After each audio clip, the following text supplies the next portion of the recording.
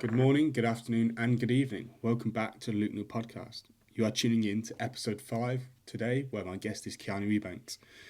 In this podcast, we delve into how you can gain over £100 of muscle to be able to play professionally as an American football player. We also talk about the struggles and losses that Keanu faced as a young adult, what it's like being a professional athlete and a father, and also how he prepares his body and his mind in order to play football at the highest level in Europe. All that and more in the Luke Neill podcast. Welcome to the Luke Neill podcast, Keanu Ebanks, national champion. Thank you for joining me. How are you doing today? Feeling pretty good, Luke. Pretty good. How you doing? I'm doing well. Have you taken that medal off yet, or you been in the shower? Just a shower. Just a shower or two. Yeah. Perfect. For those of you that don't know, this is Keanu Ebanks. I'm sure I've covered some of his many accolades in the intro, but he is a recent national champion of the BUCS national title. Yes, sir. How long were you out of university before coming back to win this? What year did you graduate? 6 years. 6 years. I graduated in 2018 for my last master's at the University of Hull. So it's been a while. And that's how long we've known each other now, nearly. Yeah, damn, almost 6. No, longer than that. Probably 7 years. Yeah, that's point. So since 2017. Mm-hmm. Damn. Yeah, it's a long way. So obviously, everyone knows. Well, everyone who's in the football community or European football community knows who you are, but I and probably most of them don't know much about you, the young athlete Keanu. I know that when you were a lot smaller once upon a time. Yeah, so I was. What was life like growing up as well? We'd have to go back to baby Keanu, but as a young Keanu Ebanks up in Leeds. Typical Leeds Caribbean dude, I guess. Went to school, which is not typical. Okay. Went to school, spent a lot of time with my family, spent a lot of time with the grandparents, my dad, my mom. I didn't really play. I played some cricket, some normal football growing up. Of course, yeah. West Indian, bro. I can't imagine you in cricket. Yeah. I wasn't good, but I played. I was more of a fielder than anything else. I wasn't that good at bat, but I could bowl a little bit and field, and then a little bit of just PE in school, but nothing serious until I went to university. To be honest, sports wise. Mm-hmm. So when did you kind of understand your mindset towards things, or had you always been pretty determined and pretty consistent with a lot of things in your life? Mindset was really when I started working out, to be honest, around 17 years old. When I was 16, I must have weighed I want to put this in kilograms, 58 kilograms at 6'4". What? No, nah, you'd been a skeleton, man. Because I was 70 and stick thin. I'm sure you've seen the photos. I could show you the pictures of how skinny I was. I think the skinniest I've ever been was around maybe even less than that. I was 120 something pounds. So I was light. That's crazy. Really light, yeah. So this is to all those hard gainers out there. Yeah. There's all those hard gainers out there who can't put on muscle or put on weight. Yeah, okay. So how much do you weigh now? More than double that. You're not far off triple that, are you? 2.5 right now. 2.5. Sitting at a cozy 305 right now. That's not bad. Where are you looking to get up to when the season starts? Anywhere between 304, 310 is a good weight for me to play tackle at. Mm-hmm. So if I were to play guard, maybe go anywhere between 308 to 314. So is that still up in the air, whether you'll be playing tackle or guard? I don't want to give too much away, do you know what I mean? But I'm a pretty good offensive tackle. So I'll leave it at that. That's what I thought. But you look really big when I went to see you in Paris. Were you carrying a lot more muscle then than you are now, or? Right, do I look small? Do I look smaller now? I don't know. Your arms looks a lot bigger and defined when I saw you in Paris. I'm a bit heavier now than I was in Paris, I think. Okay. Maybe you were just leaner then. maybe potentially, yeah, potentially. But we'll see what happens when the season starts. We'll go from there. We will indeed. Okay, so you said that up until you were 16, life was pretty uneventful. No big life struggles. No one's picking on little 60-kilo Keanu. All those life struggles for sure. But you want to get into that? If you want to go into that, I'm happy to hear it, man. I'd love to hear Oh, okay. about your So upbringing. okay, Dan. Okay, ready for this, Luke? I'm sure it So inspires so many people that have gone through shit, and now they're like, well, how could this guy ever have gotten picked on? so oh my gosh, I have to open up. I have to be therapy right now. Yeah, So man, this when is all it's about. is this a safe space, Luke? Completely safe, man. Um, There's probably like 5 people that have watched this, so maybe 10. So actually, my parents broke up when I was 2 years old, and they always, yeah, really, yeah, when I was 2 years okay. old, even maybe even younger, maybe like one and a bit. They weren't together very long after I was born, and It's literally the same as me. yeah, they had a very very toxic relationship, a volatile relationship for a long time. Those guys were enemies, like like enemies. They hated each other for a long Mhm, time. So that was tough growing up in that sort of between two households with mhm. a lot of hatred between them. So that was tough going in And between both. you're aware of that at a young age, that the Oh yeah, animosity between those two. I like 3 4 years old. Yeah, I knew it. Really? Oh yeah, for Oh. sure. Yeah, these guys Mhm, these guys hate. I won't get into specifics, but these guys hated each other. I mean, it was mhm, bad for a long time. And then mhm, this ended up with my mom moving to the States when I was like 7 years old. Because mhm. that's kind of how bad it got. I mean, like one of them had to leave, Yeah. or may have ended up killing one another, genuinely. Wow. So I'd never yeah. knew any about that. Where was you at this So point? Did you move out with her, or did you stay no, with your dad or I was living grandparents? between both houses, and then they went to court for a long time over custody battle over me, and I decided to stay in the UK because that's where my family Mhm. was. That's where my brother was because I had an older brother at the time. He passed away when he committed suicide actually when I was 13. So What? you didn't know that? I didn't tell you I've that never, either. ne no, no, Uh, you've never mentioned that. okay, so he was my half brother. He had a different father to me. So, but it Mhm. didn't make a difference. We're still super Yeah, for close. sure. And Mhm. yeah, he passed away in 2008. So 16 years ago now. Wow. I'm sorry to hear that. Do you think that was a result of the kind of tension between the two families, Oh, or? oh no, no. That he had his own things Mhm. going on, and like he had no real other thing in his life, and he was having issues with. He had a kid. He had issues with not being able to see his. I don't really want to get into it, but That's fine. That's yeah, fine. So for sure. how old was he at that point, and how old were He you? was he was 24 when he died, and Okay. I was, oh my gosh, 16 years ago. How old was I? 13. Damn, So I'm you're getting 29 old, man. now. Yeah, well, Yeah, shit. that's good maths, man. So Uh, how obviously it obviously must have had a huge effect on you, but how did it affect you?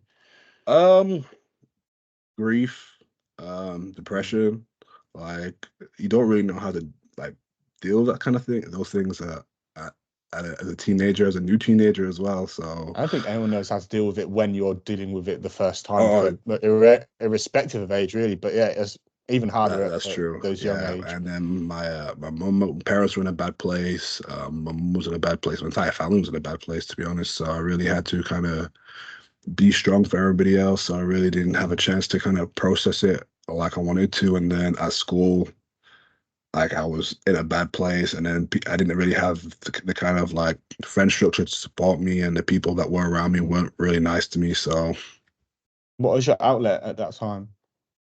there was none, to be honest. There was until I started lifting weights when I was 16. There wasn't really anything music. I guess I'd say music is probably my first love. So that was Mhm. really an outlet because I played instruments, listened to a lot of different types of music. So that was a good outlet. But apart from that, it was, you know, I had to Mhm. deal with it. Because it's such tight family, it's always ever present kind of thing. There's no escaping the grief and the memories. Oh, for sure.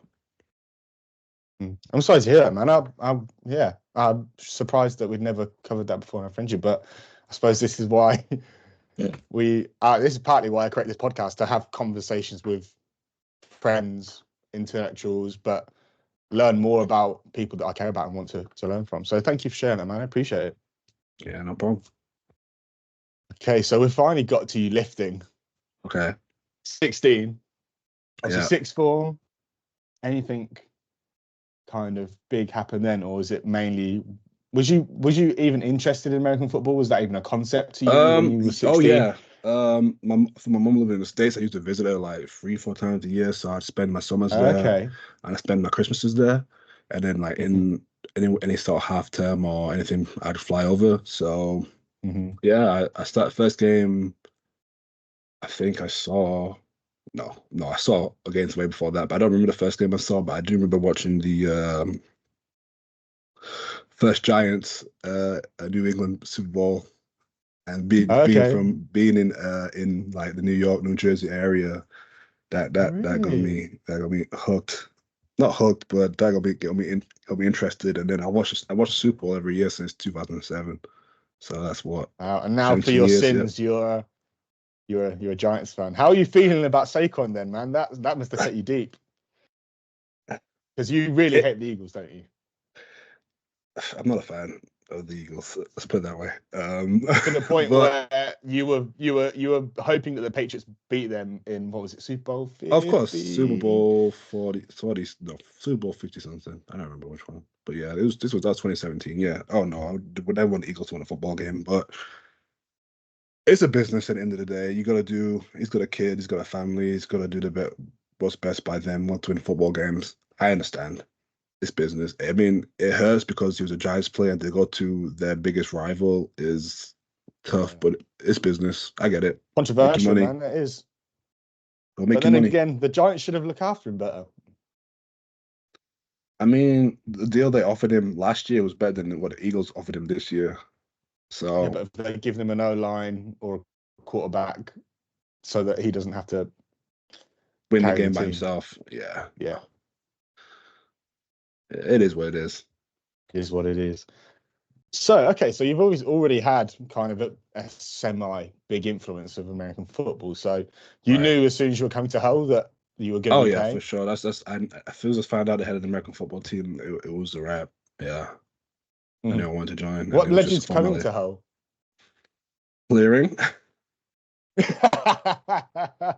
So you didn't get an unconditional like me and then fail. You did it first and then went through. Oh no, I got a place at Manchester and I needed a AAB, and I think I got a BBC. Yeah, I did. That's what grades I got, bro. So you got better grades than me then. So do you study straight biology or was it biomed? It was biology, but I ended up doing all the biomed courses, so it was essentially biomed. And then your master's was renewable energies.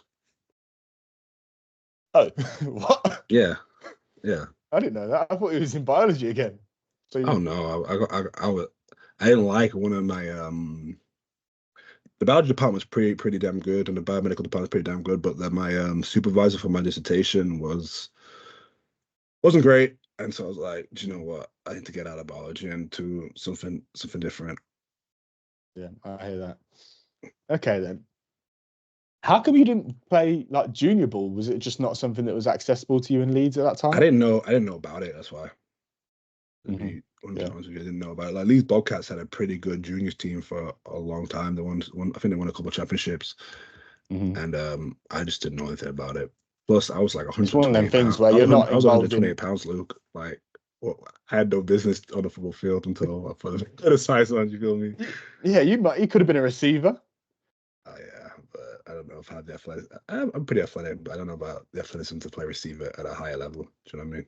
That's the thing, man. You've never really tested that 128-pound athleticism. You started testing it when you were like 230, 240, and now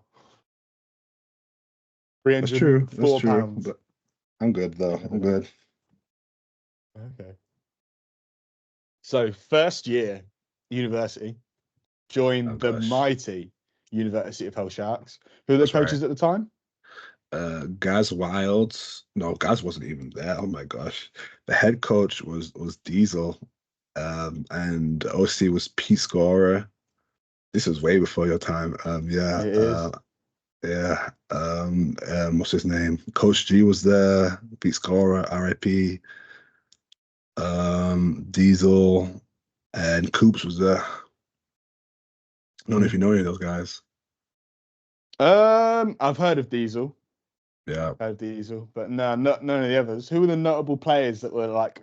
Who were the third years that were there in your first year? Then who's notable at that time?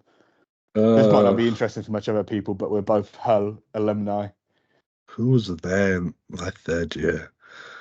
Farrow was in his third or fourth year at that point, John Farrow. Yeah. He was there forever. Oh my gosh. Still it is in Was all. Gav Shout out Wild not Farrow. playing at that point still? No, Did he guys. just not take a break? I think guys was like 1 or 2 years removed from that point. Okay. Who else was in third year? I can't really remember. I can't remember his name. Daniel Nelson was there. I know Seb Gogley had just graduated. I think Pricey was supposed to be his third year, but went back to his second. I don't even know. Pricey was there forever. Okay. A lot of guys were there forever, so it's hard to say who was actually supposed to be in the third year and who was in the second year of the second course. Or do you know what I mean? That's a whole special right there. So walk us through what it was like when you joined. First training session. You're deciding what position to play. How tall are you and how much do you weigh at this point when you go to practice? I am 6 for like 200. Wow, so what? 90 kilos? Yeah, around that. That's a bit heavier, but that's still pretty slim. Yeah, still pretty slim. So I go to the first training session. I don't have cleats. I just have like normal running shoes. But I left my actual shoes in one of the lecture theaters, and that's how I met Folds, because he saw me at the tryout and then messaged me. I was like, "Oh, bro, you left your shoes in the lecture theater," and then that's how we became friends in the first place, actually. But that's a story for another day. So I got to get to the training session, and I'm just trying to catch balls, catch, trying to do D-line drills. I can moving pretty smoothly. Do you know what I mean? But nothing crazy. But so you didn't go to cornerback? I don't think I did. No. I don't think I did. No, I don't really remember it that well, but I remember trying to catch some footballs and not doing too well, slipping over because they didn't have cleats. Did you do any O-line in the first session, or was that later down the line? Yeah, I think we just did the stance and start stuff, and that was about it. Yeah. Ah. Okay. What was the record in your first season? I only played the first 4 games. Is that when you broke your leg? I broke my wrist. Oh. Broke my wrist. Broke my wrist in the 4th game against Durham, actually, who we just beat in the final. So that's actually So that's the second time I played Durham in my life, and we beat them. Yeah, it's awesome, actually. So we played. Nice little bit of payback. Played University of Leeds. We played University of Huddersfield. I think we went 6-2 and went to the playoffs, and then we got to the second round of playoffs and lost to Royal Holloway Bears. Okay. Yeah. So what were you doing while you're injured? Was your football IQ pretty high at that point, or you started to get? Oh no, but I would watch a lot of football. I watched football every day, college football, full videos every day in my room for like 3 hours while I ate. What was your attendance at university? Around 60%, 67%. That's still pretty good. Good, especially for the whole guys. Oh yeah, the whole guy's terrible. Oh my gosh, it's a joke. But yeah, watched a lot of football, especially when I was hurt. I just wanted to get back into it, like a runner start sort of thing. So played those 4 games, got hurt, missed the rest of the season. They ended up playing senior ball right after in whenever that starts, May, June. Yeah. Yeah, I played for the Humble Warhawks. Oh, okay. It was the first. I think that's the first senior team I ever played for. Yeah, Humble Warhawks, and then I played for Leeds Bobcats later that season. Okay. And what position were you playing for those teams? O line and D line. I played offensive tackle and defensive end. Iron Man football within your first season. Yeah. And were you good at this point, or were Oh you yeah. just a body? I especially when I came back from the wrist. I don't know. I don't know what happened, but I definitely got better from watching so much football. Yeah. Do you know what I mean? And trying to emulate what those guys did, and I came back and just I wasn't too good my first couple games, but I don't know what happened after I came back. But I definitely got better playing that senior league ball for sure. Okay. And then year two, what's that like? Year two was fun, man. Like I played both ways again. But no, sorry, I didn't play both ways my first season. I just played left guard, and then next year I went to left tackle and defensive end. I think I led the team in sacks, tackles, MTFLs, and I gave up 1 sack on the year. We went 7-1, and we didn't go to the playoffs. They changed the playoffs, the rule that year, only the first seed of each division went to playoffs. And what? So there's another 7-1 team in our division that scored No, more points. there was an 8-0 team. It was Sheffield Hallam won 8-0.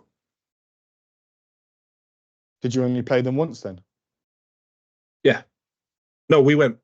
Yeah, no, we only played each team once. Yeah, that was it.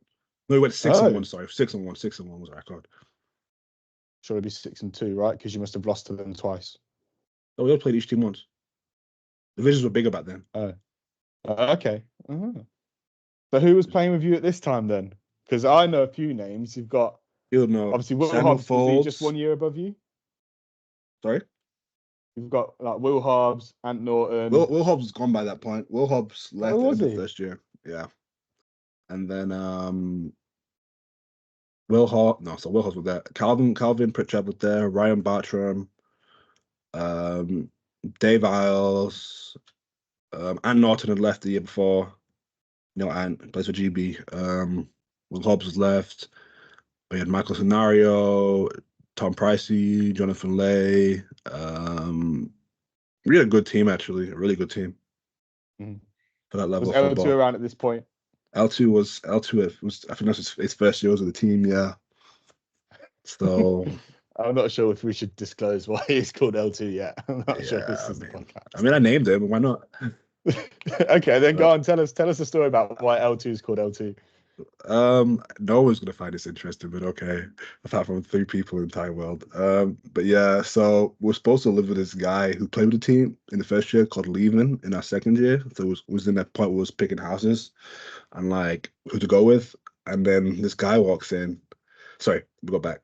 Lehman dropped out last minute to come live with us. So we're like, okay, whatever, we'll get someone else. And then Jake had a friend who he lived with in first year called Sam. And so Sam walks into the building like the what's it called?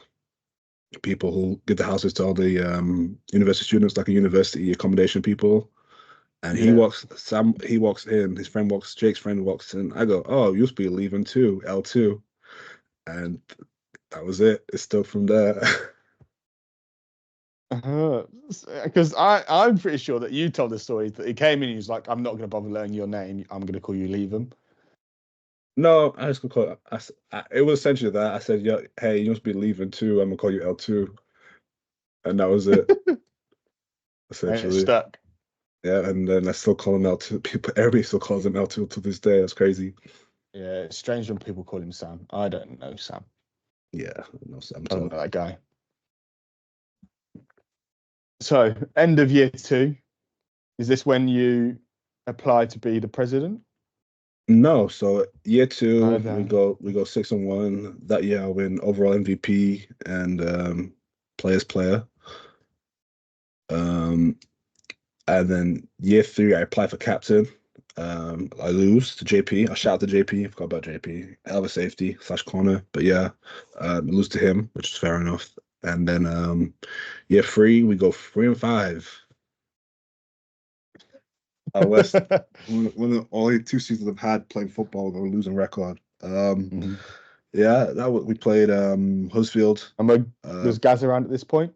Yeah, sorry, Gaz and Paul West, Gareth Wild and Paul Weston joined in my second year when the team fired when Diesel stepped down and fired Coach Scar. So that's Paul Weston, the current coach of Durham. Yeah, the OC of Durham right now.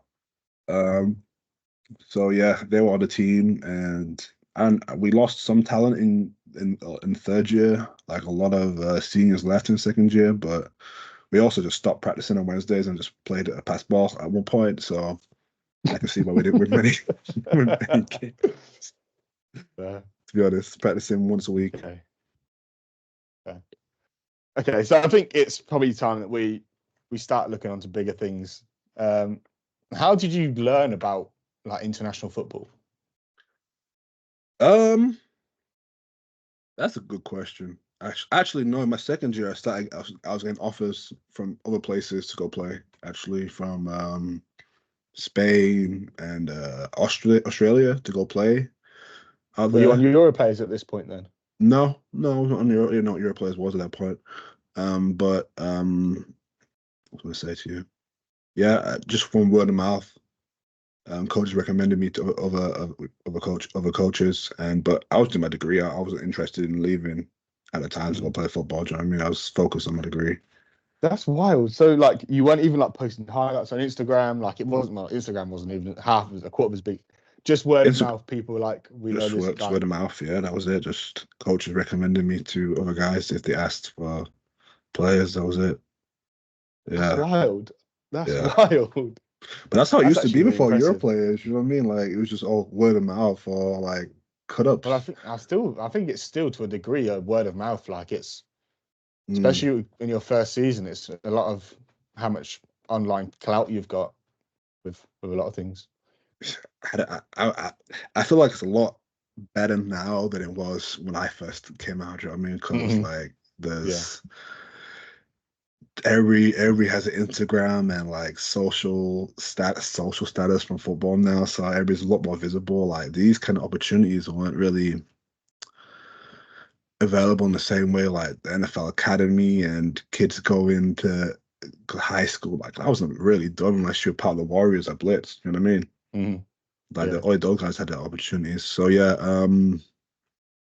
that's how I found out about you playing football in Europe, and then I heard Germany was the best place to be.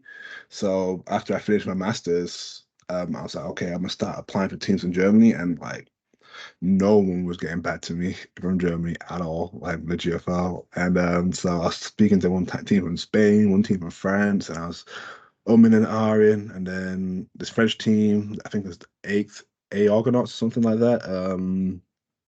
I think in the first league in France, and they reached out, sent me a contract, and I was just about to sign it when Hildesheim hit me up.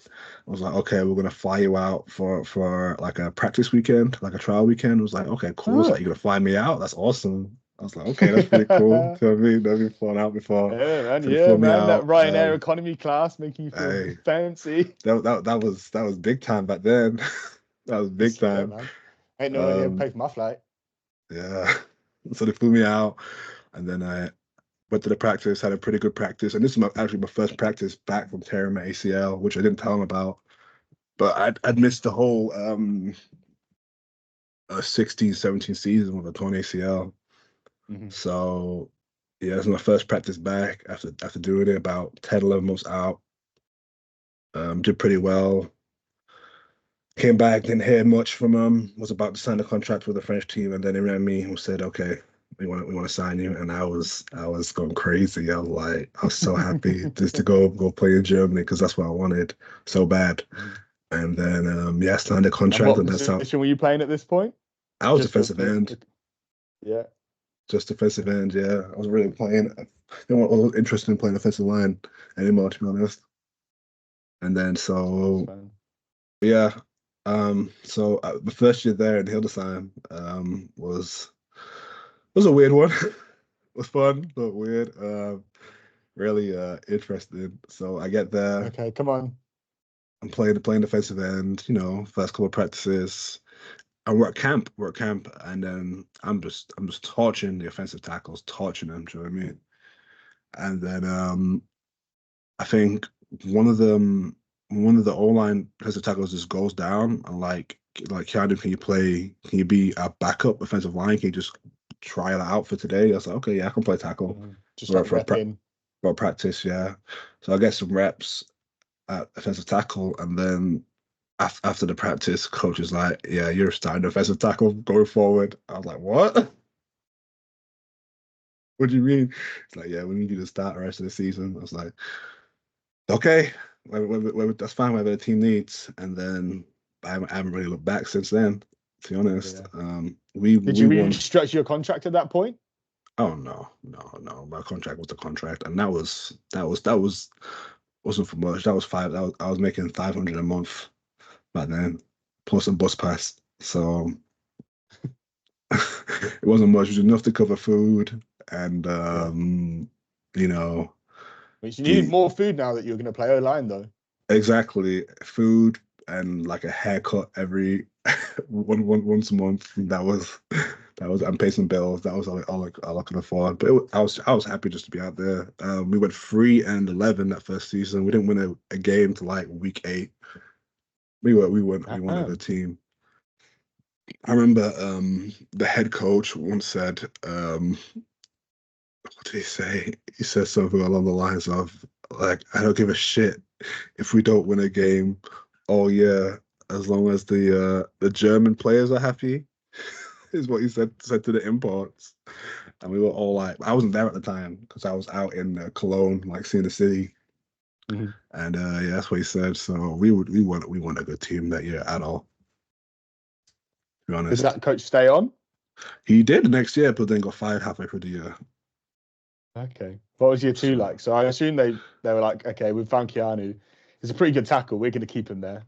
Yeah, they right? They re-signed me right back before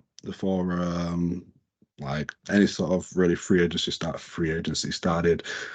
And yeah, but year 2 was, if year 1 was like here, like, so you can't see here, year 2 was there in terms Come on, of let us know. Tell us, give us the details. So I don't know if you know who Casey Terrio is. I don't know, but explain for the people. Casey Terrio is probably the most winning quarterback to ever play European football. So I think he has won 5 German Bowls and 3 Euro Bowls. Mm-hmm. With what teams? With New York Lions. Yeah, because they're really dominant in early in like the teens of the 2000s. They were like the best. Them and Swaco Raiders were the best 2 teams, and Swabish were the best teams in Europe for sure. And he's a dog, Casey, and he signed for the Invaders, and that just blew the roof off the whole thing. We got, how did the 11-1 Raiders get the most winningest quarterback? 3-11 Invaders got the most. I don't know. They must have, because I think he got sick of New York and wanted something different. So they went and got him. And I don't know. I know he's getting paid well, like getting paid pretty well. So that's how they got him. And then we ended up getting Anthony Dablé, who was with the New York Giants, the IPP program. In fact, this might be before. The first year the IPP with the Giants, with the Falcons. We got Nate Morris, we got Jaleel Awini, who played at Colorado. Bro, this team is stacked. We had myself, we had Bolton. Offensive line was good. Defensive line was really good. We had ex-NFL guys on the defensive line. We have Carlos Bronze, who plays at Frankfurt now. He's ALF All-Star. So did the head coach that only cared about making sure the local unpaid players were happy, was he doing all this recruitment, or was there someone else in the organization that kind of kickstarted this change? I don't know who. I think the owner recruited Casey, and after that, Casey did the recruiting. Do you know what I mean? Okay. Mm-hmm. He's quite similar in a lot of teams. Like once they've got their big main player, he's got his connections that are like, yeah, I need these guys if we want to be successful. Yeah, he wants to get his guys in. Do you know what I mean? for sure. So that's what happened. And then the team was like had like 20 imports starting. It was stupid. It was stupid. You could do that. You can do that in the GFL. Do you know what I mean, with the E&A rules. So we had like 20 imports on the team, bro. It was stupid. But we went to the playoffs for the first time. We went 10-4. No, 10-2. No, 9-3 in the regular season. And then yeah, and then knocked out in the second round of the playoffs. First round of the playoffs against Frankfurt. So you're 9-4 in the regular season. You finished 10-4. No, so we must have been 9-3, finished 9-4. Oh, okay. Wait, how many games was it? 12? Was it 12 or 14 games we played? I think it was.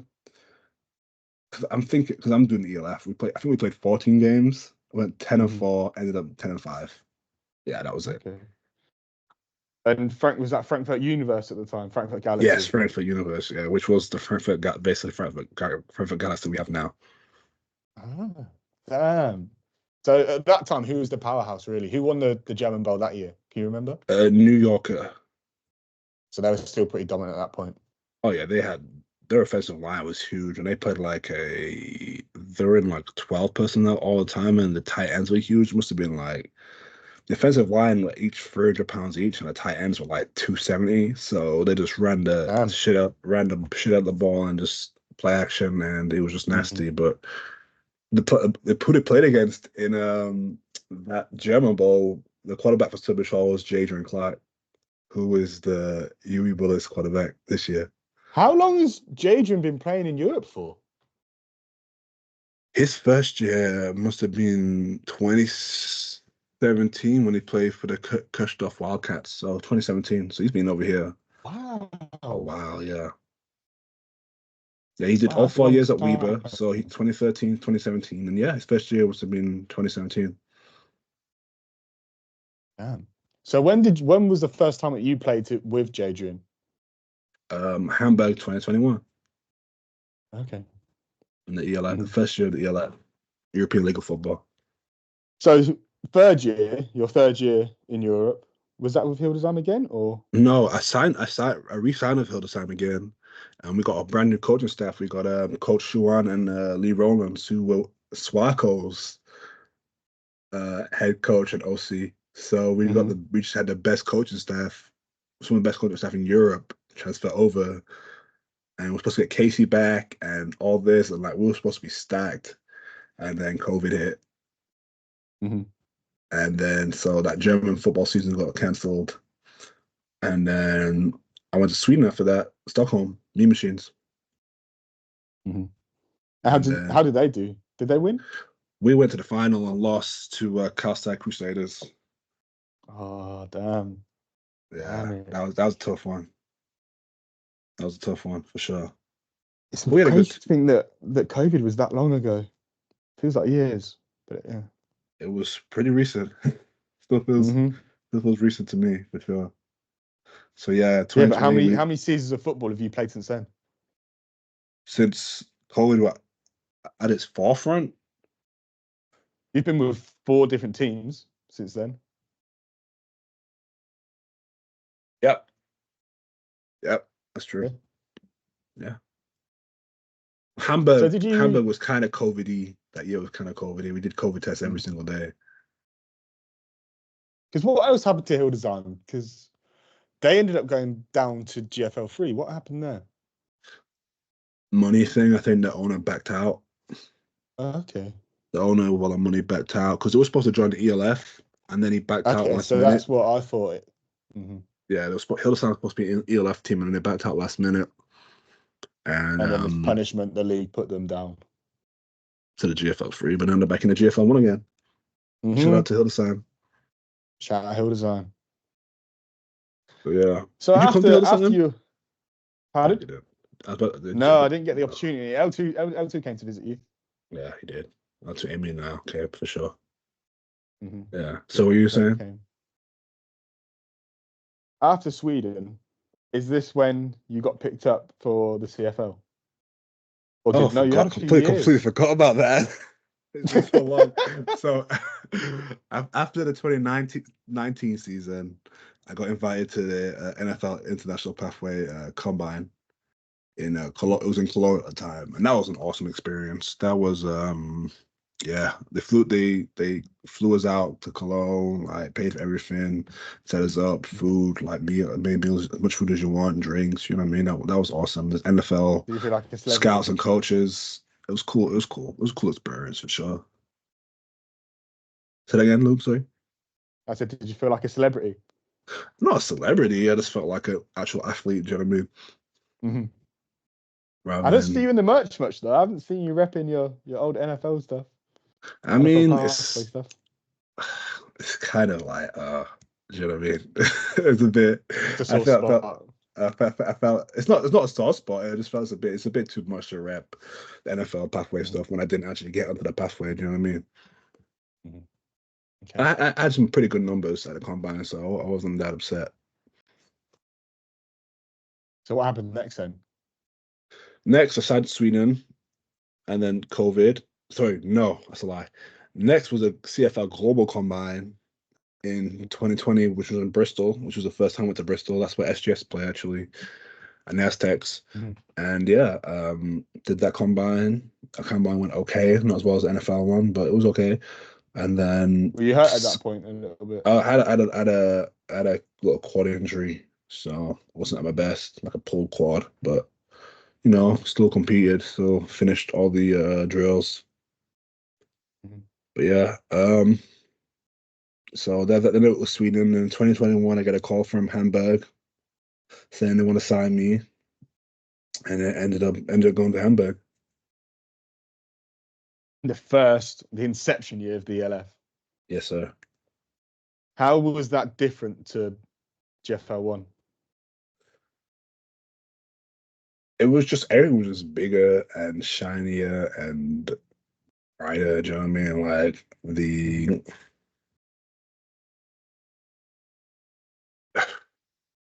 it was just so much better than not just football wise, but the presentation I thought was better. The fact that we're on TV, it just felt like more professional than a GFL one.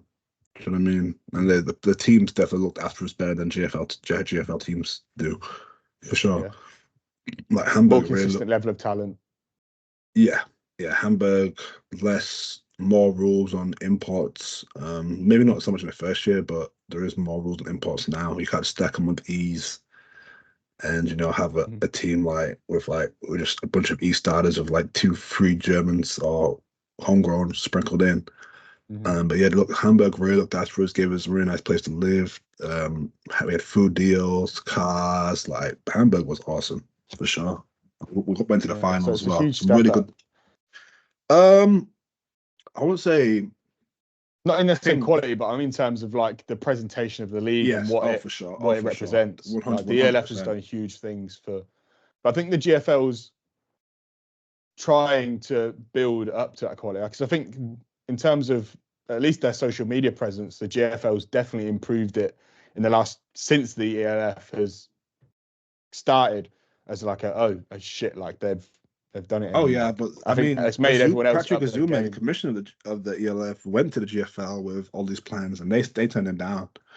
Do you know what I mean? So he started his own league. Yeah, the GFL Wow. had the opportunity to be big time and expand, but they chose not to. So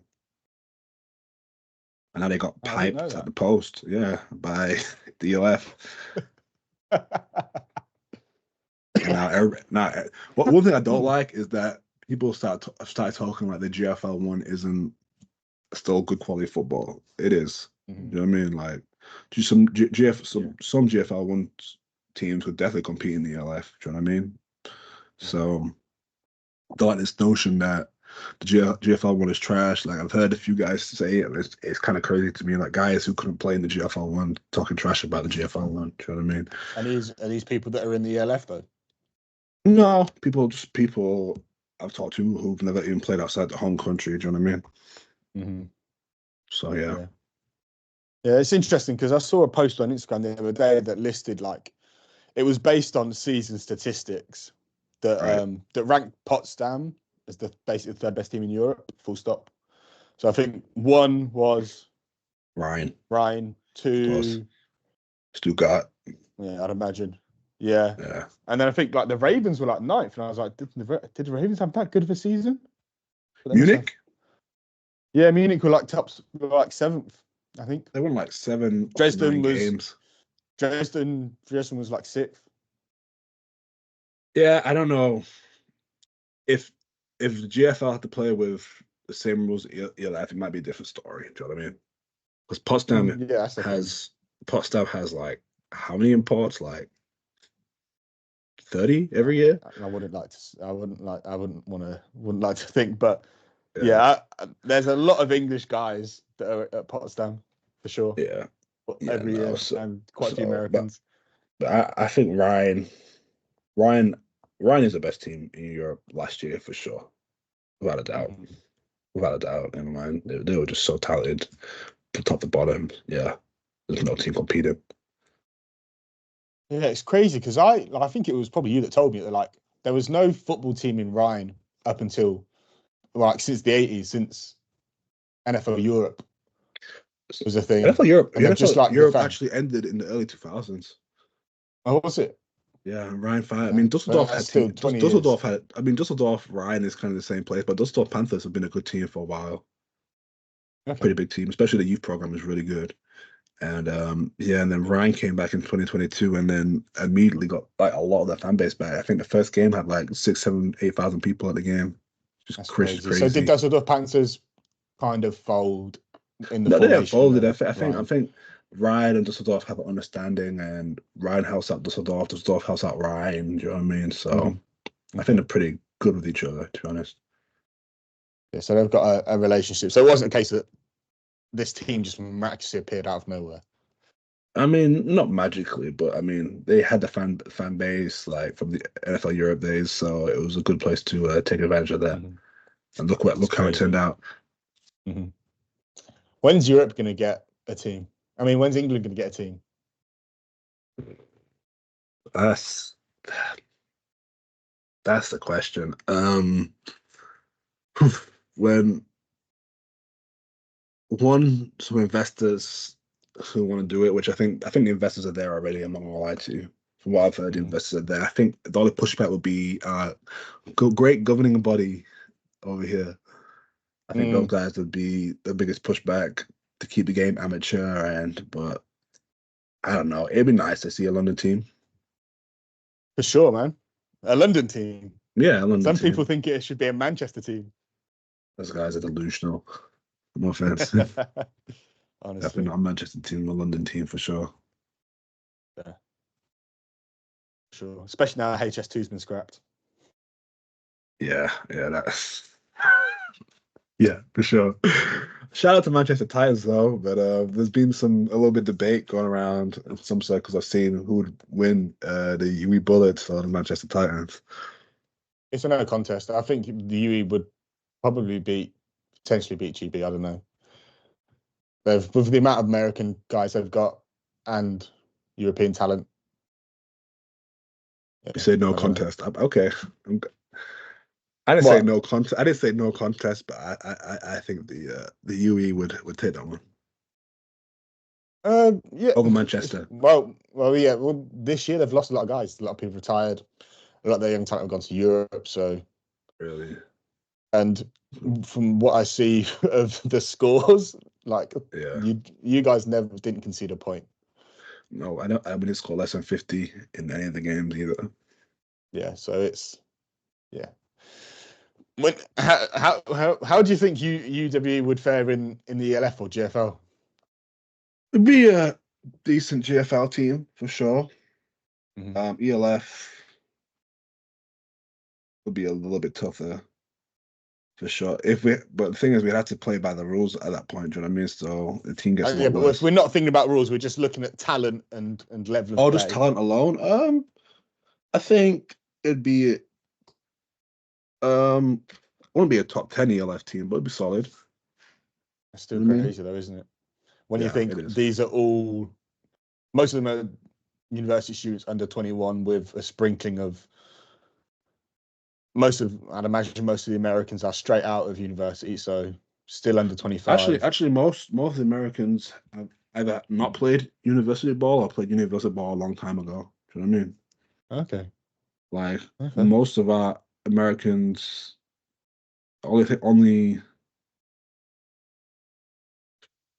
3 or 4 played. No, that's a lie. More played university ball, but only have I think two D1 players on the roster, Mhm. and that's one of Really? them's Ivy League and one's FCS, Judge Adrian. So, But having the best quarterback in Europe does help, though. oh yeah, it's massively, massively. And the best tackle. Yeah, his tackle's pretty good, and Lawrence is really good, and yeah. It's not really fair, is it? I mean, it's a recruitment issue. Do you know what I mean? We get into that. It It's a is. recruitment issue. Like other teams, other universities choose to do what they like with how they give out scholarships, and if they don't want to give them to American football, it's up to them. Do you know what I mean? Do you think that the way you are doing it is raising the game, improving the level of the game in general, or even at a university level? Do you think the people that train with these Americans are going to get better, and as a result, 100%, 100%. You see our Italian corner, Gabby. He's got a lot better since he had to go against the American every rep. Do you know what I mean? And then I helped coach the D line as well, coach the O line. So definitely, guys get better from playing against better competition. You have to. It's a sink or swim sport. If you don't get better, then maybe it's not the sport for you. Do you know what I mean? for sure, and like it's how American is as well. Like Stanford and Harvard aren't complaining that Alabama get all the best teams, Right? No, because best players. people don't go to Alabama to get the best degree, do they? No, they go there to play football, and like with England sending so many guys, like the NFL Academy especially sending so many guys to colleges in the States, they can't say, "Oh, I'm English, I can't compete with Americans, so coach, let me play." Yeah. Like, do you know what I mean? Like, football is the ultimate meritocracy. Do you know what I mean? Like, the best people will play. So it's up to you to kind of raise the standard because there's opportunities and there's so much online now that get you better. And now even I do coaching now online. So if you want to get better, there's opportunities. Do you know what I mean? And like If you Kev, want one-on-one O-line coaching, Keanu Ebanks. yeah, put a link right there. But also Kev, the O-line coach for Great Britain, is doing O-line camps now. I see like there's some D-line camps showing up. Like if you want to get better, there's opportunities. Do you know what I mean? You just got to put the work in. A lot I of think there's been a guys. big shift in the last 5 years.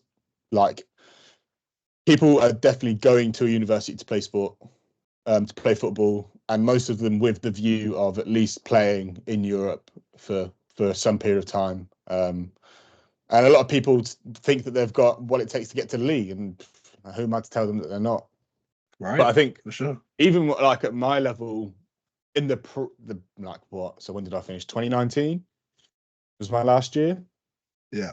In the Premiership of university, I don't think it was kind of that organized where people are like, yeah, I'm going here so that one day I can learn and get better and then go and play professionally. Maybe the odd few, but I think most starters, or at least I'd say every starter, was probably recruited at this point. Whereas I just turned up to university and was like, oh, it's not football. I'm not gonna have to do any weird stuff. I'll play American football. Looks fun. There you go. Look at you now, Great Britain. It's taking a lot. It took a lot for you to say out of a straight face, didn't it? No, it didn't. I was being genuinely serious. It's an accomplishment to play for your country for sure. Sure, I love it. Great Britain's great. It's a great accomplishment. Great team, great coaches. And it's just super fun, man. I'm looking forward to the day when you retire and you can at least come and have some kind of influence on it. Yeah, we'll see. We'll see. It's not, you know. Maybe you could bring all the big sponsors with you and we can finally get the funding. That is crazy that the funding, you guys still don't get any funding. I know, yeah, it's crazy. You guys still have to pay so much for the flights and like you've highlighted earlier, the amazing supportive governing body that we have. I don't even know what to say. I don't know what to say, to be honest. Like with football over here, it's I don't know. I don't want to get into it because I don't know. You know more than me. Yeah. Maybe, I don't know. I don't feel like I know a lot. I plead ignorance. Yeah, fair enough. But let's get back on to your illustrious career. Okay. Because let's be honest, like, well, to my knowledge, obviously it's a skewed and biased because I was your friend, but I don't know many people that have had such a varied and such a successful career in terms of, well, I didn't even know you were being scouted in your second year by Australian and Spanish teams. Like, that's pretty crazy to me. Before, like, Euro players was a big thing. And you weren't taken to Canada out of the draft, were you? You were just recruited. No, I was after. I was a free agent pickup. So this was after the Hamburg season where we lost in the final. I was actually in Ohio working out with all 22. They invited me over to go work out for a pro day, and then I got invited to the CFL combine as well. So I was getting ready for both of those. And then I got a call from my agent, was like, Calgary want to sign you before the draft. So is this before the second combine. time going to the combine? Because you'd been to Bristol before. Was this another Well, that was a combine you were global, going to? so it works like this. They do the global combine, and then they invite you over to the CFL combine. And during COVID, it was all online. So I actually did it all online in Sweden, when I was in Sweden, and then I didn't get drafted in 2021. This would have been March, early April 2021 or March 2021. And then, so I didn't get drafted. And then next year I played for Hamburg. And then the year after that, sorry, no, the same year I played for Hamburg, the same season I played for Hamburg. Next year after that, I was in Ohio working out, and I got the call that the Calgary wanted to sign me. And then I ended up doing a pro day order combine. And then went to Calgary in May of 2022. And to my knowledge, in recent year anyway, because in the last few years, I think last year or was it year before, there was one guy was drafted from Great Britain to the Argonauts, I believe. Argos. Yeah. And Max Parkey was drafted by Saskatchewan last year as well. No? I don't know. I only know Emmanuel. Oh, I've forgotten his name. I Emmanuel, apologize, right? but Emmanuel, yeah. Yeah. He came to GB for a few games, but he wasn't obviously that committed because he knew what his pathway was. But unreal athlete, like just muscles on muscles. But he was drafted. Obviously, he went through the combine. So, like, to my knowledge, you're one of the only British players that has been taken on as a free agent. I think I was the first ever British player to be taken, or first ever European player to be taken not out of the draft. According to my agent, that's what he used to tell me. It's crazy. Yeah, that's pretty cool. That is pretty cool, man. That's a big achievement. Yeah, it's awesome. It's cool. The only that's because there's different contracts for people that get drafted as well, isn't it? Like, it's the same contract for all Europeans. Sorry, all globals. That's what they call it, globals. Yeah. Okay. Fair. So they're not taking any more risk signing. You say risk, but investment in signing you over someone that they draft then. No, as a free agent. No. Not at all. No. Okay. Oh, fair. What was it like in Calgary? How does that compare to a modern ELF team in terms of resource, organisation? Obviously, the football level's better because a lot of American athletes are there, a lot of Canadian athletes there that are playing high levels since they can walk. Right. But in terms of everything else, how does that compare to the ELF? Resources are better in the CFL for sure. Obviously, there's more money in the CFL than there is in the ELF right now. In 10 years' time, I don't know what will be the case, but right now, for sure, there's more money in the CFL. Better coaching. In fact, I can't even say better coaching now because, like, there's so many ex-NFL, ex-D1 coaches in Europe right now. It's kind of, me and Adrian were going over it the other day. We were actually astounded. He has 3 ex-NFL coaches just on his staff. That's crazy. So because, like, I'm not educated, but I think the disparity between the top in Europe and the second best league in the world, the CFL, is not as far as the CFL to the NFL. Or am I completely wrong? And I'm happy CFL to team say. will come in and smoke Ryan. I think Playing NCAA rules. no, because the CFL team play CFL rules and ELF team plays NFL rules. So Okay. So yeah, so if both were playing NFL rules. right, yeah, they'd CFL smoke. team would win for sure. It's just better overall talent, but the disparity is between the best of Europe and the average CFL player isn't that much. Do you know what I mean? Mm-hmm. Isn't that crazy? I would say. I suppose it's the same in the NFL because everyone in the NFL is a top 0.01% athlete. And then you've got people like Aaron Donald that make those top 0.1% athletes look Oh yeah, awful. like I'd say it's hard for me to say. I don't know. Like the top 20% of the NFL or top 30% of the NFL is just a different breed of people altogether. Mm-hmm. Do you know what I mean? Yeah. But the other 70% is obviously top athletes, top of the craft. But basically, what I'm saying, a lot of the CFL could play in the NFL, and a lot of the NFL could obviously play in the CFL. Do you know what I mean? Mm-hmm. Like you hear that from people that have gone there. Like Ocho Cinco went to the CFL for a bit, and he was like, a lot of these guys should be in the NFL. There's a lot of talent in the CFL for sure. Mm-hmm. And a lot of guys will go bounce back to, like, will come from the NFL and then bounce back to the NFL. Do you know what I mean? So, but with spring leagues, it's a little bit different now. Like the XFL USFL merger league, it's a bit different now. But for sure, there's a lot of talent in the CFL, and obviously the NFL is the NFL. But yeah, there's a lot of European guys. I feel like there's the top percentage of European guys go play in the CFL or USFL for sure. Mm-hmm. Not quite in the NFL yet.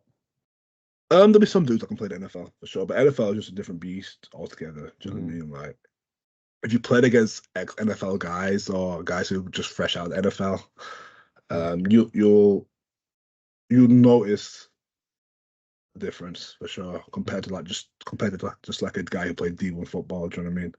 And I suppose you need to be in the NFL to get that last little bit of knowledge and experience that takes you to the next level as well. Oh yeah, for sure. Like, and then but also going against NFL guys every day just brings up your level like crazy. Do you know what I mean?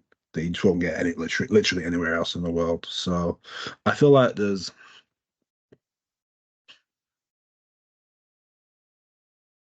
maybe 5 to 10 guys could go be in the NFL, not necessarily on the active roster, but on a practice roster for sure. 5 to 10 guys maybe in the ELF, maybe. But there's more guys that could play in the CFL for sure. They'd be in that CFL roster, ever practice squad or active. Do you know what I mean? For sure. And do you think that's largely because of an athleticism point or a technique? Because you see, like the IPP, if you're an unreal athlete, you can not really have a clue about. They believe they can teach you the football, but athleticism is something you can't really teach. You know what I mean? Exactly. Yeah. I think that's one of them things that you can't teach. But the CFL do like guys who have a good pedigree of playing football. Do you know what I mean? Like who are talented. So CFL, I felt they like to go for older guys who could play, while NFL like to go for younger guys who they can mold. Do you know what I mean? Yeah, and it's different in terms of the contract. It's basically like having a tax break, having so many like European players on the team, isn't it? Because they've all got a slot that can be filled anyway. Right, yeah. It's global sport, and now NFL has a spot for every team. You know what I mean? International player, for sure. It's crazy. So, how are you feeling for the upcoming season? So, obviously, this is your third season in the year, yeah. Second full season that you'll be second full season because you. Yeah. How many games into Paris? I played 8 games in Paris, I think. Yeah. We should probably discuss why you ended up in Paris.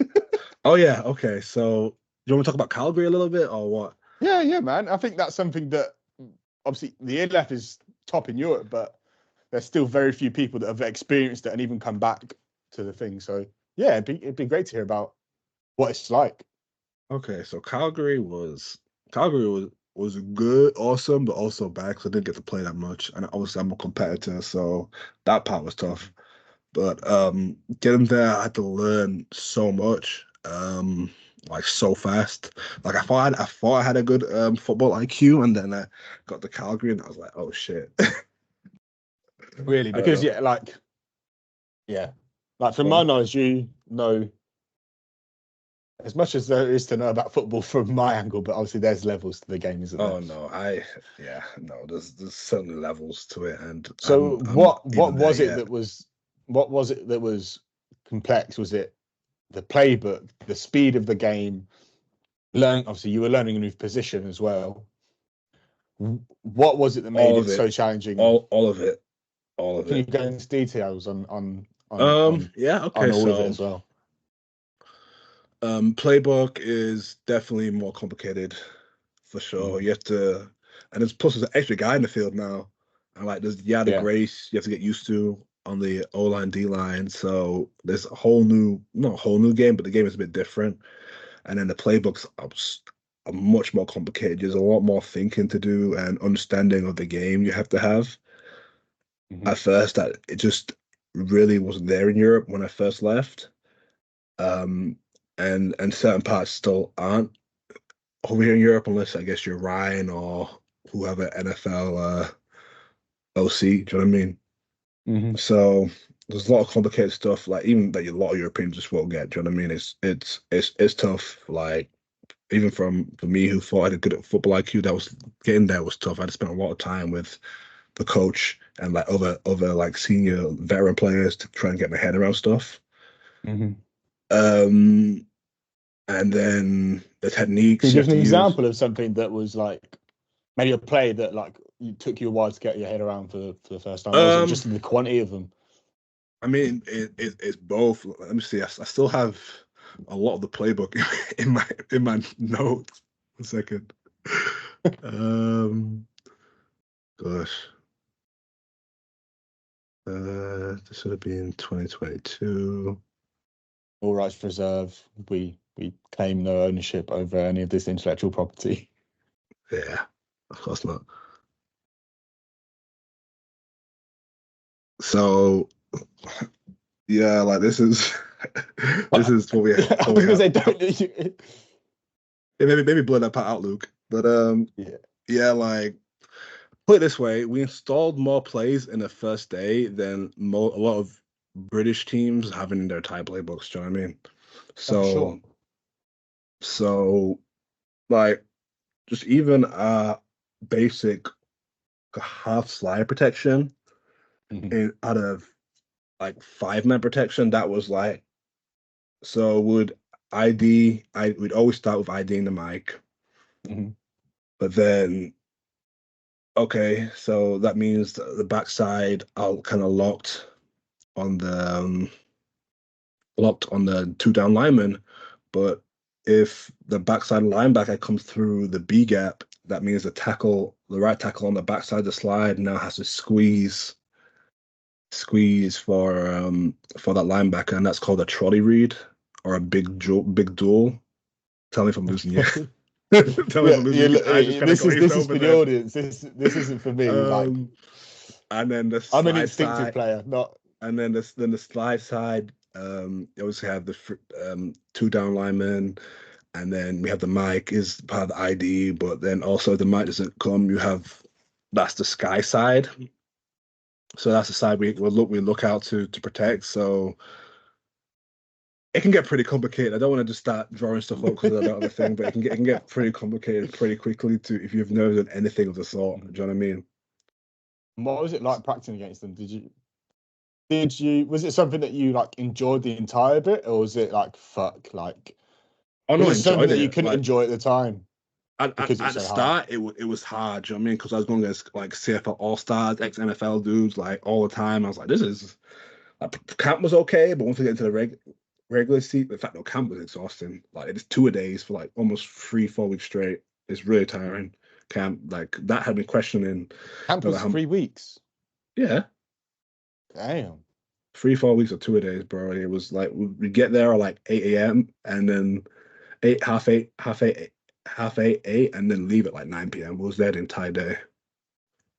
What's the food like?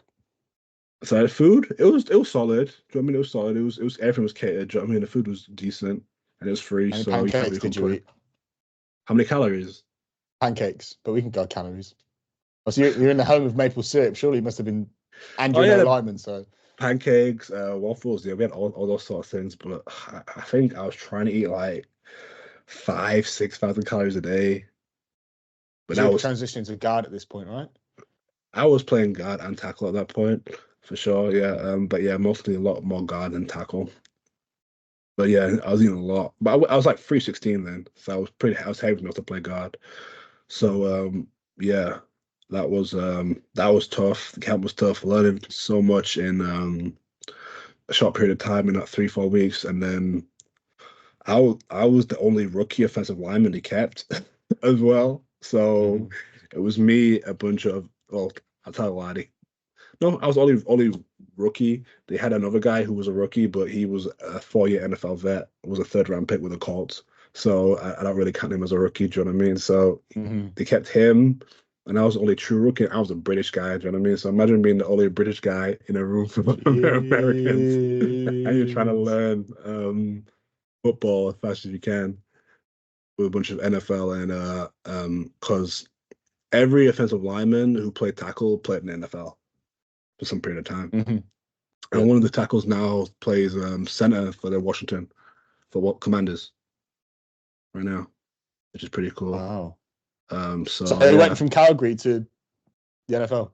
he went to the Eagles to Calgary for 2 years and back to the NFL. Damn. He went back to the Eagles and he was on a practice squad for like um most of the season, and then he got signed by the Commanders in like week 14, 15 and started 3 games, I think.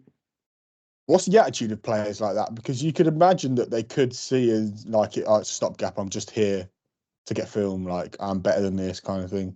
What's their attitude at that point? And they're still pretty like O-line guys are a little bit different to most football players. They Mhm. tend to have the perceptions they're less ego and they're kind of more humble. But I mean, guys are just trying to win, do you know what I mean? And make money. Mhm. I mean, at the end of the day, they love the game, but it is a job. Yeah.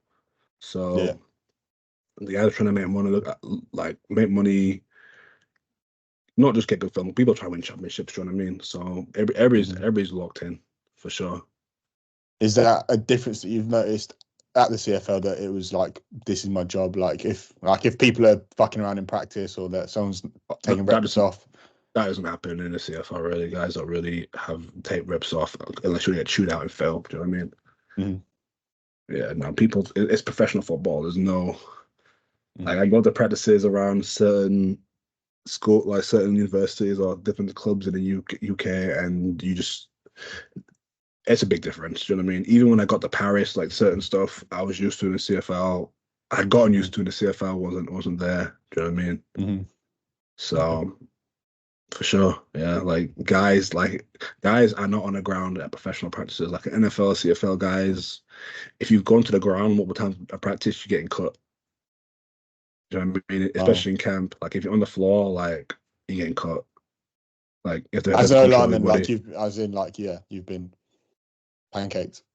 Or like if I pancake a dude or if I flip over and fall over, it's like, what are you doing? Stay there. I don't know if I can swear on your podcast, but Yeah, I swear, man. stay the fuck up, stay on your feet. Do you know what I mean? Be an athlete. Yeah. Like, Wow. yeah. There's certain shit that doesn't fly. Mhm. And also being on time, like practice, you get the practice schedule and everything hits on time. Do you know what I mean? Mhm. And yeah, there's no coach, I'm 5 minutes late because this, that. Do you know what I mean? Like, no, you're there or you're fined. You keep getting fined, you Mhm. get released. Wow. Did you? I assume you didn't get any fines. Oh, hell no. I was there 10 minutes early every time, first guy in the room sometimes.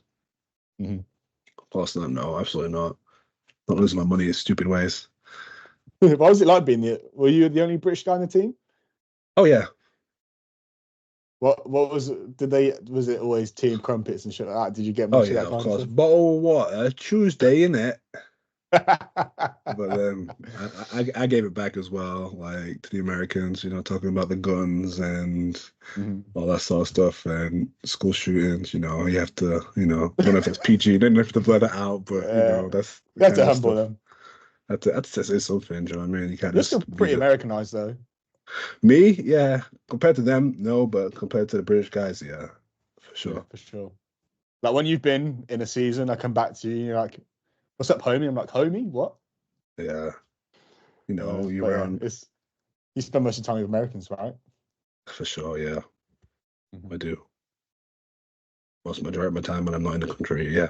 I'm with American dudes. That's crazy. So while you were out there, something pretty big happened to your family, right? Or Yeah, I was blessed with a baby boy. But I was actually back for the birth. I came back for his birth and then I had to go back out and then I moved my entire family out to Calgary with me. So yeah, I had this little boy, his son. That was tough as well, trying to play professional sports and be a dad and new dads at the same time. yeah. That was awesome. Yeah.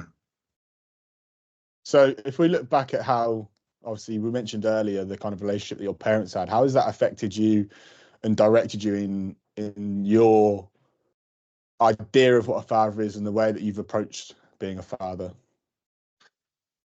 I'll say this. Even though my parents had the issues with each other, both of them love me and have loved me a lot. Do you know what I mean? Like I've always been their number one priority, so I've never felt like that was the case. They just had that thing between them. So I just love my son more than anything. Do you know what I mean? And I just want to be a present and good father for him. And be stable and just give him everything he needs to grow up to be a good human being, a godly good human being. You know what I mean? So we're not just raising an athlete here, then, no? I mean, that's cool and all, but there's more to life than playing sports, for sure. For sure. For sure, there is. But it'd be cool if he was an athlete, like a normal football, like a soccer player, normal football player, basketball, You're not going to baseball. send him down the American ball. Absolutely not. Stupid. Yeah. Stupid. Too dangerous. One day you'll have a kid, or maybe not. But if you have a kid and you first time you hold your baby in your arms, you're like, yeah, this. I don't want anything to happen to Even them. Riddell can't protect this enough, right? The Riddell, what's your one? Shut. No, even if you have the best helmet in the world, it's not gonna protect you so much. Do you know what I mean? It's cute. It's cute because there's probably a lot of athletes that would put wanting their kid to have that kind of similar legacy over just their safety. Oh no, I'm not. I don't care about this sort of legacy sort of stuff. To be honest, it's I just want to make sure that he's healthy and happy and well looked after. Do you know what I mean? And he feels supported. That's good, man. How much anime have you got him watching yet? He can't sit still for that much anime. Yeah, he likes Bluey though. He loves Bluey. So we watch a lot of Bluey and Mr. Bean, the animated series in this house. That's Mr. Bean, the animated series, yeah, the cartoon. Oh, okay. Yeah, I remember. I used to watch it. Yeah, Is so that did just I on YouTube actually. now? Then It's on Netflix. It's his favorite show. that's cute, That man. and Bluey. So that's what we watch in the house mostly. A bit of Avatar, actually. Started watching a little bit of Avatar, yeah. But when he gets a bit older, 3, 4, 5, you can start watching a little bit of anime. For those of you who don't know, me and Keanu are nerds. Keanu's more of a nerd than me. That's true, actually. Yeah, that's true. I'd take that. Well, in terms of like anime nerd, anyway. I'm just more of a nerd in general, I feel like. I don't know. I I'm like a big nerd out football, about cars. I'm a big football Yeah, you're a nerd. football nerd. Yeah. So anime nerd, it's pretty nerdy. I did chemistry. That's pretty nerdy. Sure. I taught myself to weld. It's pretty nerdy. That's pretty impressive, in fact, actually. You taught yourself to weld? Yeah, it's That's pretty really cool, impressive. Yeah. Are you good at it? For someone that taught himself via YouTube on their my car got through its MOT without any problems. What they called without any issues. There was no fix now, so yeah, I guess I'm basically a mechanic, right? Say less. to this? So let's fly back over to Canada. Okay. Because when I was talking to you, it was looking good. Because you were like, I didn't know a lot. I was like, Keanu's playing in the CFL. And you're like, Luke, I'm only in the practice squad for now. And then like a few months later, he's like, Luke, like it's looking, I might actually get some like playing time. And I was like, damn. Yeah. One of my best friends is going to be playing in the CFL. Right. And the next thing I know, you've signed with Paris. I'm like, huh? Oh yeah. So what happened was 2023 was looking good. I was actually in really good shape. Going back into the season, felt good. Get to camp. First day of camp, I tear my plantar fascia in my foot. And yeah, I didn't realize it was that bad. I thought I just got a little bit of a banged up foot, but no, tore it pretty bad. I was out for like, which meant like no anything athletic for like 6 to 10 weeks. Mhm. So yeah, they released me on medical release. So I did it on a Wednesday. So I flew into Canada on a Saturday, got hurt on the Wednesday, was flying back home by the next Monday. What? They So released you that quick?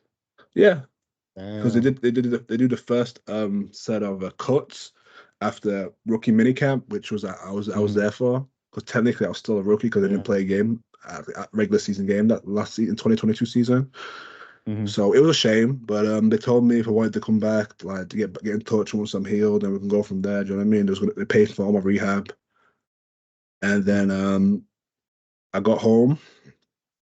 I was like, shit, what am I going to do now? Do you know what I mean? Rehab 6-10 weeks, and then maybe go back to Calgary, and then Paris hit me up. Was like, okay, we'll do all your rehab here, and then pay you to play. Do you know what I mean? Pay you to rehab essentially. Sorry, and I was like, I've got a family now. I can't just sit around and not bring money in. Do you know what I mean? So I was like, okay, I'll come through rehab, and then I just never got in touch with Calgary ever again. I was like, because the head coach Matt Maioli said to me, "You're not just going to rehab and leave." And I was like, you know what? If you take a chance on me and do the rehab while pay me to rehab, essentially, no. Do you know what I mean? I'll be locked in for the season. Yeah. So yeah, I was a man of my word and stuck to my guns. Do you know what I mean? That's good, man. That's respectful, isn't it? Have you not heard anything back from Canada since? Oh yeah, I have a little bit from my agent. He's talked to teams, but at this point in my career, like the whole point of going to the CFL was kind of to go play in the NFL afterwards.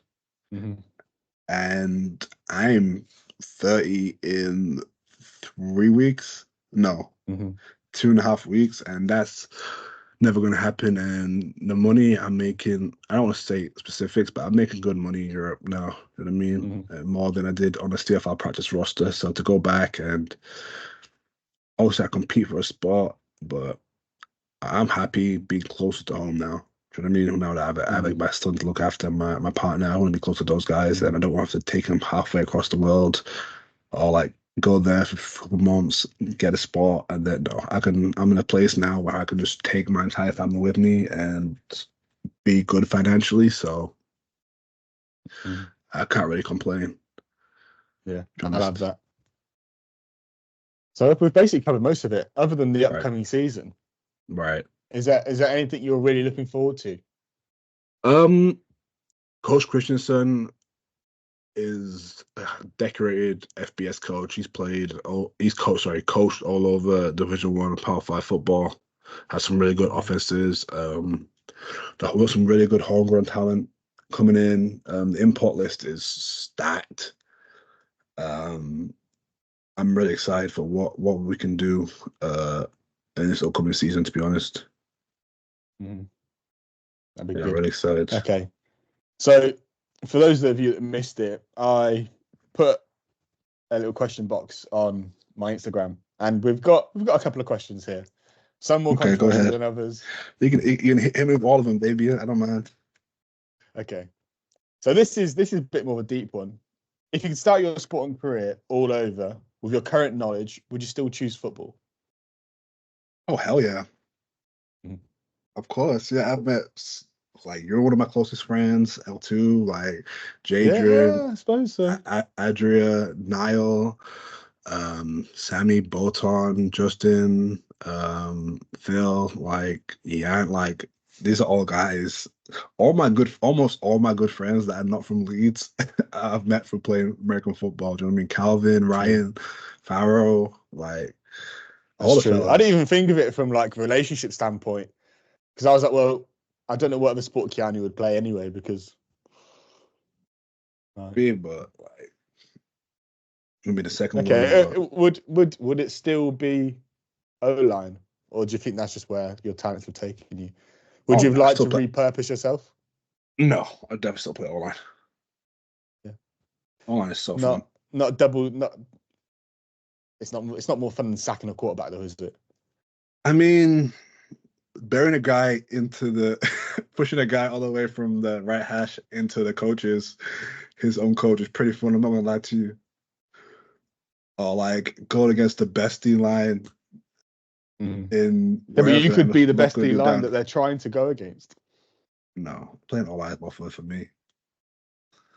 Okay, At that's a this good point in point. my career, for sure, yeah. Like getting sacks is cool and hitting guys is cool, but especially playing the blind side of the quarterback, it's like okay, in the last line of defense between him and getting blown up. Do you know what I mean? You hold your weight pretty well, don't you? You're quite comfortable at your playing weight most of the Yeah, year round, aren't you? yeah, for sure. Yeah, I don't like to go up and down too much. Mm-hmm. So yeah, you've probably got the frame for it in fairs.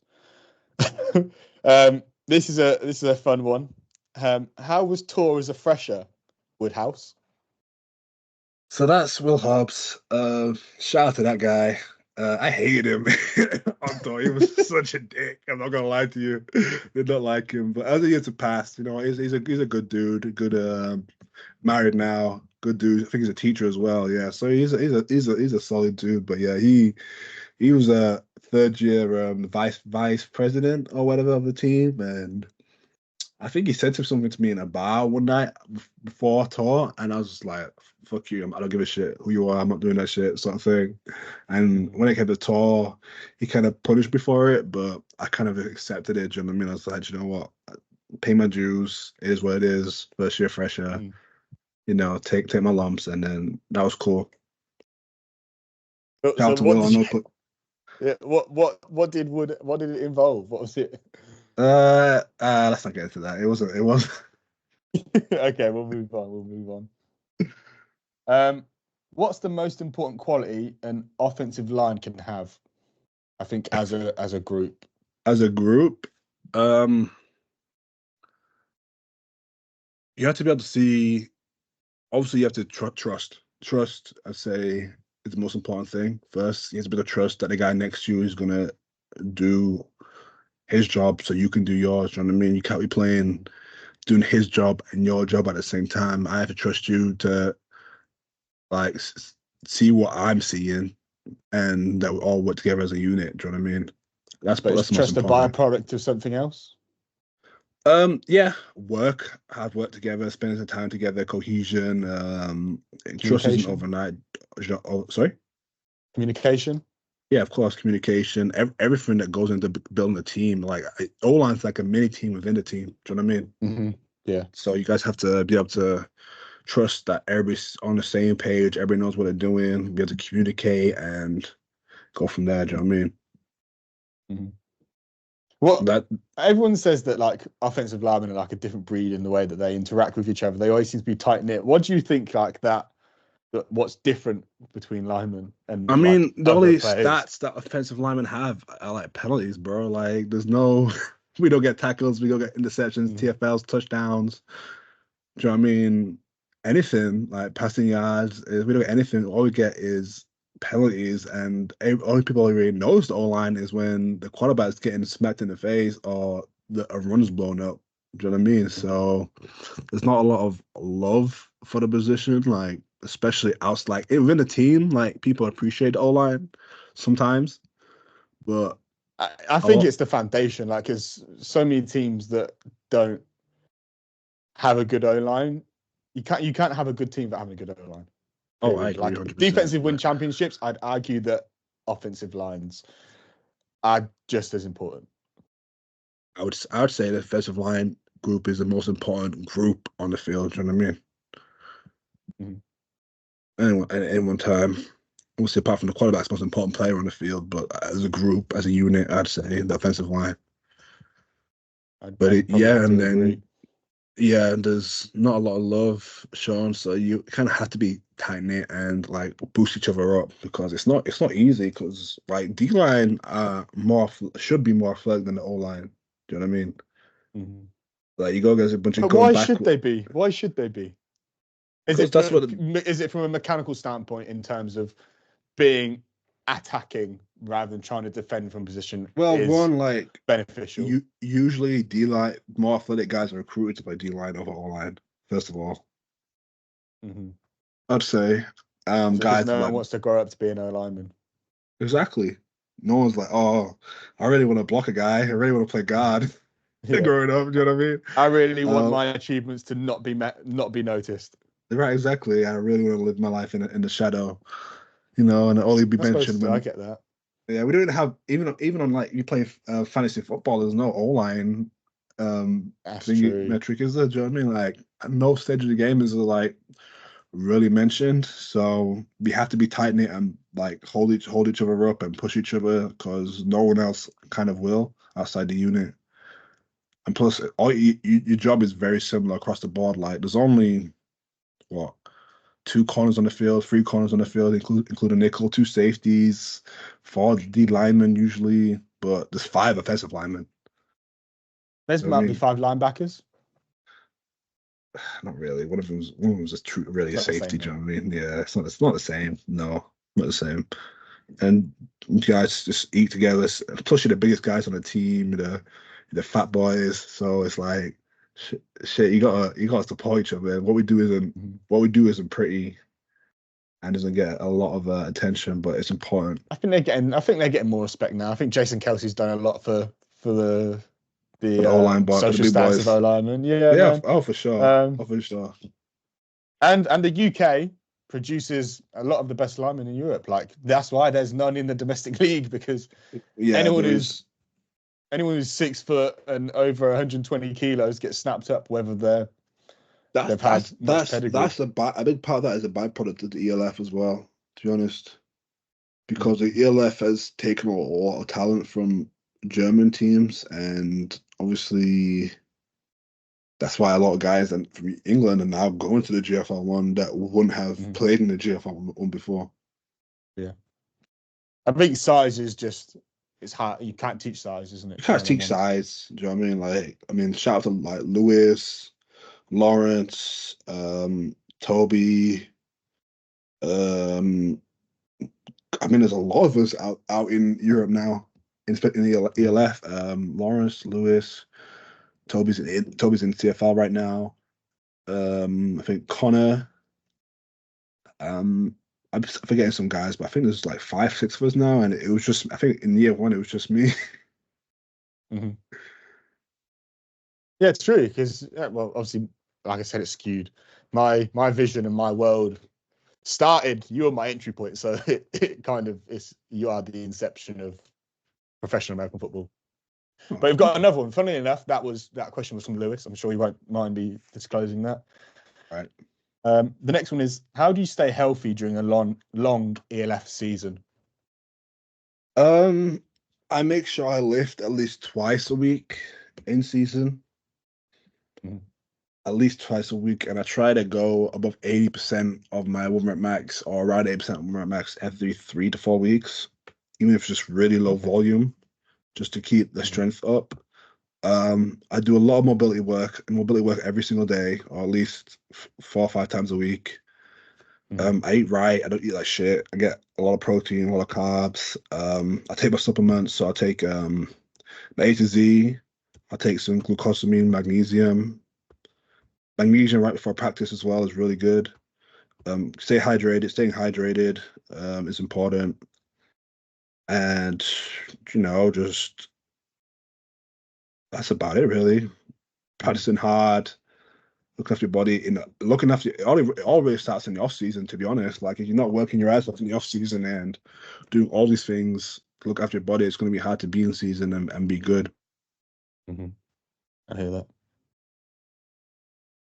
This one might be a bit ambiguous, but I would say it how it was worded. Mentality. How do you lock in? Well, I'm prepared for what I'm going up against, you know what I mean? So being prepared leads to confidence. So I watch a lot of film. Outside the quarterback and the coaches, I think anybody who's played with me would probably say like I watched the most film on the team. You know what I mean? Like you asked me earlier if I watched a game, a stream. I said I watched it 3 times already. Do you know what I mean? I'm waiting for it to come up on Huddle so I can watch it from all the different views and I'll write down and critique what I did well, what I didn't do so well, what I need to fix. And so I you've do that only every watched the amount that you were on the field by then. So you've watched 20 minutes of film. Well, 3 times, so 60 minutes. Okay. So sorry, carry on. Oh no, I'll self-grade myself. I self-graded myself after the Paris season. I got a whole Excel sheet of every snap I took, which snaps I won, which snaps resulted in pressures, which snaps resulted in sacks, my sack percentage, pressure percentage, how I lost those snaps that I lost. So yeah, I mean that's over 300 snaps watched multiple times over. In season, I'll watch anywhere between 3 to 10 hours of film by myself, and then watch film with the coaches as well. So, and then I'll know the game plan and of back to back who I'm going against week to week, what they're good at, what they're not so good at, how they rush, what the linebackers like to do, like how they rotate, what different pressures they send. So nothing's really a surprise when I get there into the game. So I'm feeling pretty confident, and I've been like that for years. I do a lot of even the off season. I do a lot, read a lot about the position, watch clinic stuff, subscribe to And you're people's. telling me that you are still under the guise that you don't even have a touch of the tism with all of with your spreadsheet. I mean, that's just wanting to be the best. You know what I mean? I'd never want to be anything but the best I can be. You know what I mean? And that's the kind of dedication That's what it takes, really, isn't it? Yeah, that's what it takes. And I'm not the most freak athlete. You know what I mean? Like people get this Does it come conception naturally to you though? That kind of hard work and ability to concentrate. Oh yeah, Are there days where you're just like, I don't want to watch film, or I don't want to lift. You just gotta find. It's not about motivation anymore. Do you know what I mean? It's about I've got to do what I got to do. You know what I mean? Mm-hmm. And it's necessary to be done, so I'm gonna go do it. It's not about I don't feel like listening today. I don't feel like watching film today. It's like okay, it's a bit harder with having a kid. I'm not gonna lie to you, but it's what's got to happen that day. So it's gonna happen at some point or another. So yeah. So that's part of the mentality, and like I visualize a lot. I'll sit down and meditate in season. I think about the plays, how I'm going to move when I get to the field, like how I've seen it move in film, and visualize how I'm going to move around and what I'm going to do and how I'm going to react. Who does this? I do this. Do you know what I mean? And then mentality. Once I'm on the field, and like I'm just like I'm not gonna say it's a war zone because that'd be facetious, but not facetious. But it'd be OT. But I'm there to play football. Do you know what I mean? I'm there to smack someone in the mouth. Do you know what I mean? And then if we're there to play, let's play football. Do you know what I mean? You step on the fields in between those white lines. You know what time it is, and you got to bring it every play. Do you know what I mean? Last year it was tough because I couldn't really move the way I wanted to because how bad my foot was. Like I came back from injury and I couldn't vertical set for the first 9-10 weeks of the season. Like So it was bad. I could only move. So I couldn't move my body the way I wanted to because it'd be too painful. So going back into a season, and especially after playing UE and be able to move like how I want to move for the most part, felt pretty good. But obviously, there's still when I'm going to be in Poland, I'll be with my online coach every day, and then we'll get myself to a point where I'm playing really high level football again, for sure.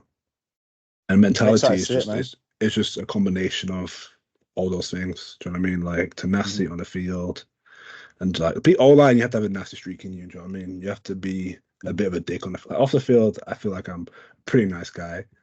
Don't know if you'd agree, but on the field, it's like it's me or you. Do you know what I mean? And like, do you think you've been pretty single-minded in terms of football career? Like you've always just thought, well, I'm enjoying football. It's paying me. This is what I'm going to do. Do you think it's because you've not had to think about focusing on any other career paths, or you've not necessarily? Oh yeah, that's helped. Like that's helped a lot for sure. Do you know what I mean? 100%. That's helped for sure. Like not having, especially after going to the CFL, like it's made life a lot easier, especially monetary wise. Being able to just focus on football for sure, and treat football. Football is my job at the end of the day, and for the next couple of years it will be. And I don't have any. Obviously, I have a family and friends and stuff, but like I'm focused on. Like anything else, it's your job. Family. Like it's your career. Exactly, it's my career. So that's what I work towards. Okay, so speaking of career, you did a little secondment, should we say? The last question, I'm sure you can imagine, is how much are UW paying you? How much are UE paying me? Paying you. What was that? Paying me? I mean, I get the same amount as I get a scholarship like everybody else. No. Oh no, I don't know. I've never had a scholarship. Oh yeah, feel free to answer as much as you like. I'm not getting into details, but I've got a scholarship for a bachelor's degree, which I'll complete in May. So yeah. Sounds good, man. I'm looking forward to seeing you up in this season. Looking forward to seeing you pancake some people. Yeah, hopefully it's going to be fly out and come watch you in Poland, man. I'm really excited. Someone that I follow, probably the biggest name in linebackers in Europe is AJ Wentland. Yeah. So I'm looking forward to seeing him as well and seeing how you two AJ is collaborate. Is an absolute dog, man. He's been the best linebacker in Europe for the last 6 years. So, pedigree for sure. Yeah. So yeah, I'm just looking forward to it. Thank you for jumping on the podcast, man. Keep being an amazing athlete, an amazing friend, a great father, husband. Not yet. Soon come. Yeah. Soon come. Yeah. Yeah, man. Thank you for taking the time to speak to us. It's been a 2-hour podcast, so thanks I appreciate it and wish you all the best, man. All right. Peace.